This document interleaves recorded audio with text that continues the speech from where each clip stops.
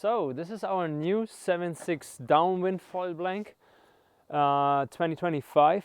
So here we made it up perfectly for downwind foil boards. So we have a huge thickness and we are more narrow. As you can see, a lot of downwind boards are even more narrower. So in this blank, maybe you can buy two and make 3 boards out of them, just to let you know.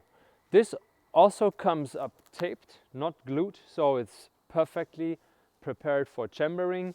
You just pre-attach it with some glue dots, tape it together, and then you can shape it or CNC cut it.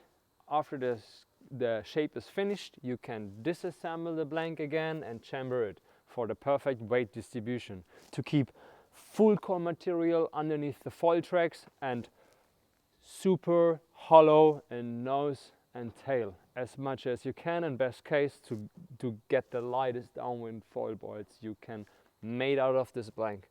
So yeah, after this you just glue it back together, tape it up and shape it and laminate it as normal.